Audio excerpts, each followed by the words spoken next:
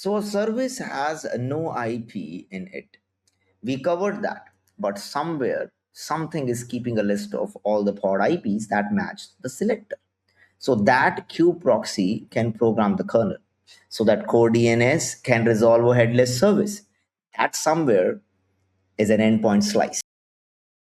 But to understand why endpoint slices exist, look at what came before. There was just one object per service, the endpoints object. One blob with every backend pod IP inside it. 3 pods, fine. 3000 pods, that object becomes huge. Every kube-proxy on every node watches it. Every change rewrites the entire blob. Every node re-receives the entire blob. The API server chokes. Kube-proxy chokes. The system did not scale. Endpoint slices fixed this in 1.21. Instead of one giant endpoints object, you get many small endpoint slice objects, each one capped at 100 endpoints by default. Add a pod, only the slice it lands in gets rewritten. Watchers only reprocess that one slice. Linear scaling. The Endpoints API is officially deprecated as of 1.33. So that's why endpoint slice exist. They are how Kubernetes scales the service abstraction to thousands of pods. Now, let us see what is actually inside one. So what is actually inside one? It starts here. When you create a service, the endpoint slice controller wakes up. It runs inside Kube Controller Manager. It watches services. It watches pod changes. When either changes, it reconciles. What does reconcile mean here? For each pod in the namespace that matches the service's label selector and is ready, the controller builds a slice entry. Pod IP, pod node, ports, conditions. Then it writes or updates one or more endpoint slice objects. The API server validates them and writes them to etcd. Kube-proxy and CoreDNS watch them via the API server. Done. What is in a slice? Address type IPv4 or IPv6 or FQDN, a list of endpoints. Each endpoint has addresses, conditions, target ref, pointing back at the pod, and node name for topology, a list of ports, and labels that bind it to its parent service. Kube control get endpoint slice shows you all of this. By default, 100 endpoints per slice. Why?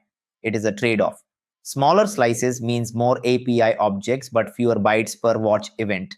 Bigger slices means fewer objects, but every change rewrites a larger blob. 100 is the sweet spot. A service with 3 pods has 1 slice. A service with 300 pods has 3 slices. A service with 3000 pods has 30. The cap is configurable up to 1000 via the max endpoints per slice flag. Each endpoint slice has 3 conditions: ready, serving, terminating. They sound similar, they mean kind of different things, and they decide whether traffic actually goes to that pod. Serving is the one that tracks the readiness probe. If the pod's readiness probe passes, the service equals true.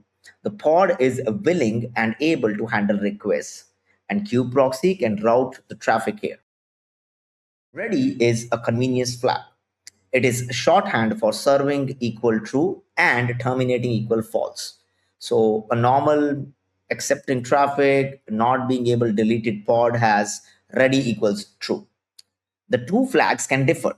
A pod can be serving but not ready during graceful shutdown, when it still answers the request but is being drained.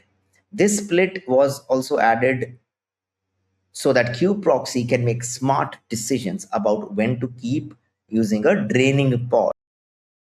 Terminating means the pod is being deleted. Kube-proxy normally stops sending new connections to the terminating endpoint, but there is a fallback. Every endpoint for a service, like if every endpoint of a service is terminating, kube-proxy keeps routing traffic to them anyway, rather than dropping connections during a rolling restart. So a graceful shutdown safeguard, it stops a class of zero downtime bugs.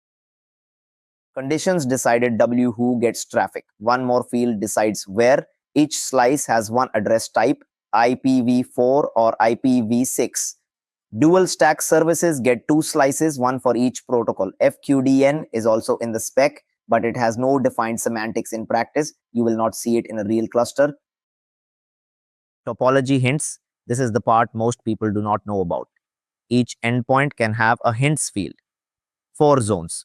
A list of zones this endpoint is preferred for. Kube-proxy reads these hints. If a pod is in zone ES East 1A, kube-proxy on a node in US East 1A prefers endpoints hinted for that zone. Same zone routing, lower latency, lower cross-zone traffic costs. Where do hints come from? The endpoint slice controller. It reads the pod's node label, topology.kubernetes.io/zone. If the service has the annotation service.kubernetes.io/topology mode equals auto. The controller computes hints by balancing endpoints across zones weighted by each zone's allocatable CPU. The goal is each zone serves traffic proportional to its capacity. Manual hints are also possible via service annotations.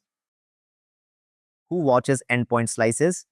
Both kube-proxy and CoreDNS kube-proxy runs on every node, diff slices, and reprograms IP tables. CoreDNS watches every slice too, but it uses them differently. For a normal service, CoreDNS returns the cluster IP. For a headless service, where cluster IP is none, CoreDNS returns the pod IPs from the slice directly, no virtual IP involved. Both watchers are list watch. They get the initial state, then incremental events. Now let us watch this on a real cluster.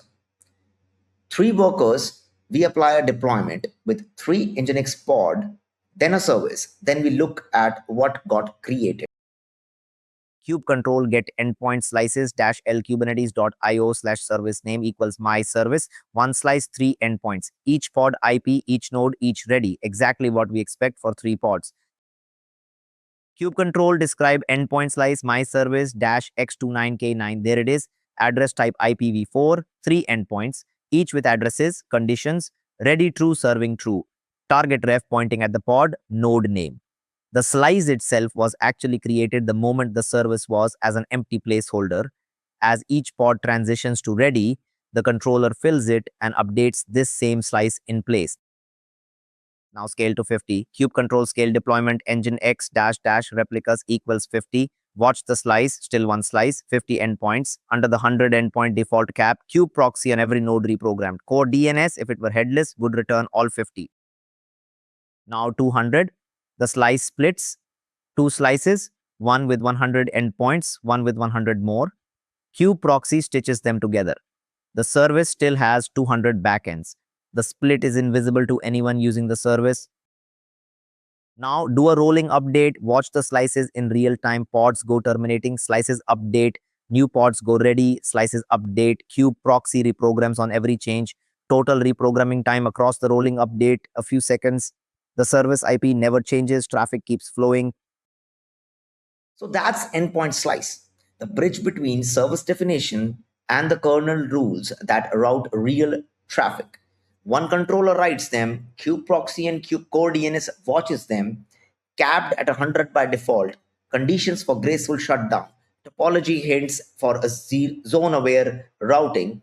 It is what makes Kubernetes service scale to thousands of pods without falling over. If this helped, like the video, subscribe to Kubesimplify, and let me know in the comments what slice cap you have ever hit in production. Next deep dive coming soon. See you in the next one.